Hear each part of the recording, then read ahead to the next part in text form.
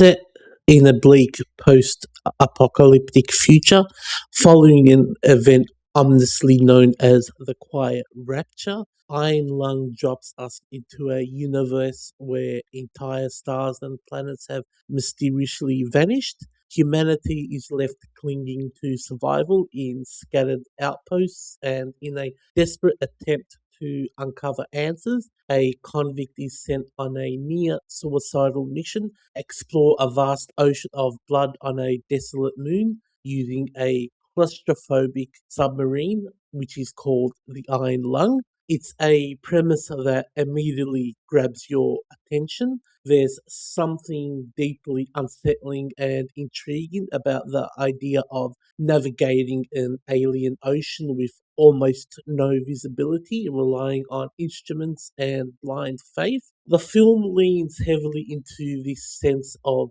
isolation and dread, building its atmosphere through minimalism and confinement. That said, this is also where the film lost me, unfortunately. I've never really been a fan of sci-fi horror, especially films that are largely set in one location, and Iron Lung unfortunately didn't do much to change my mind. While I can absolutely appreciate what the film is trying to achieve, an impressive slow burn descent into psychological and existential horror, I found the experience more tedious than tense. I kept on dozing off during the movie, unfortunately, but the acting, particularly from the main lead, is generally strong.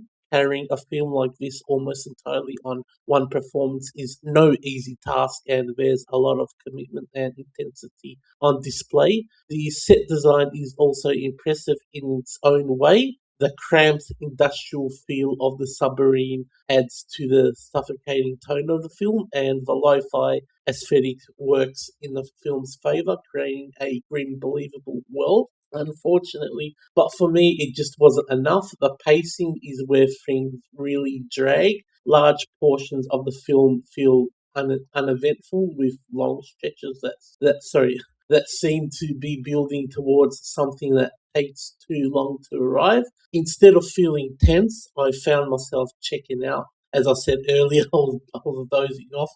The concept is strong, but the execution leans so heavily into minimalism that it borders on monotonous. That being said, the final 10 minutes are where the film finally comes alive. There's a surge of intensity and payoff that had been missing for most of the runtime, and the ending itself is generally great, unsettling, memorable, and worth the build-up, even if that build-up felt like a slog to get through.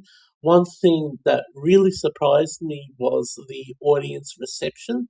I saw this in cinemas about 4 weeks after its release, and the theatre was absolutely packed. And that's pretty rare, especially for a film this niche and unconventional. It clearly has already developed a strong cult following, and I can understand why. If you're into slow, atmospheric horror and stripped back storytelling, this will likely hit much harder for you. Unfortunately, it just wasn't for me. I respect what Iron Lung is trying to do, and there are definitely elements worth praising, but as an overall experience for me, I found it more boring than engaging. Outside of its strong ending, it didn't offer enough to keep me invested in the film. I'll say the director does have visual flair, and I still want to see what this director comes up with next. So my rating for this movie is 2 out of 5.